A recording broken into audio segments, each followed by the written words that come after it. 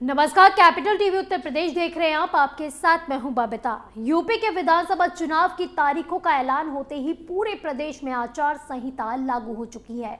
वहीं गाजीपुर का चुनाव आखिरी चरण में है और यहां की जनता 7 मार्च को मतदान कर आगामी विधानसभा के लिए अपना प्रत्याशी का चयन करेगी।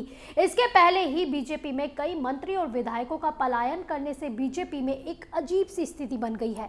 दरअसल 2022 के चुनाव में आचार संहिता लगने के बाद योगी सरकार के बहुत सारे मंत्री और विधायक पलायन कर गए हैं, जिसके बाद सहकारिता मंत्री डॉक्टर संगीता बलवंत ने भी एक बड़ा बयान दिया है। देखिए हमारी रिपोर्ट।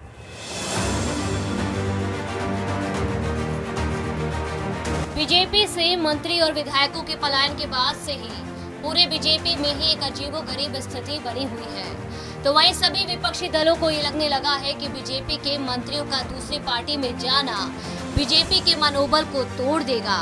लेकिन इसी बीच सहकारिता मंत्री डॉक्टर संगीता बलवंत का बड़ा बयान सामने आया है, जिसमें संगीता बलवंत ने ये कहा है कि बीजेपी पूरे भारत में ही नहीं बल्कि विश्व की सबसे बड़ी पार्टी है।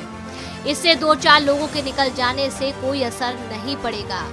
वहीं छोड़े गए नेताओं ने जो बीजेपी पर आरोप लगाए हैं, उसके जवाब में संगीता बलवंत ने कहा कि जो लोग आरोप लगा रहे हैं, उन्हें जब ये लग रहा था कि बीजेपी सरकार दलितों पर अत्याचार कर रही है, तो उन्होंने उसी समय पार्टी क्यों नहीं छोड़ी। सरकार में रहते हुए तभी उन लोगों को हट जाना चाहिए था।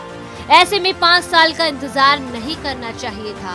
बीजेपी पहले से अपनी नीतियों के आधार पर और मजबूत हुई है।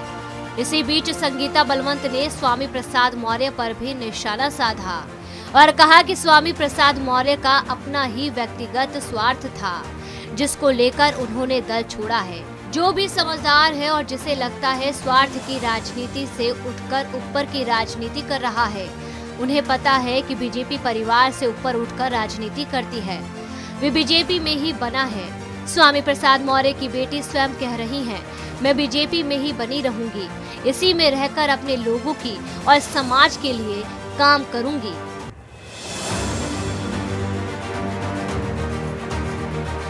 वहीं उन्होंने ये भी दावा किया है कि पिछली बार गाजीपुर के 7 विधानसभाओं में से 3 विधानसभा पर महिला विधायकों ने जीत हासिल की थी और इस बार 3 की बजाय पूरे 7 सीटों पर बीजेपी अपना झंडा लहराएगी। कैपिटल टीवी फिलहाल के लिए बस इतना ही। यूपी की तमाम बड़ी खबरों के लिए आप देखते रहिए कैपिटल टीवी उत्तर प्रदेश। नमस्कार।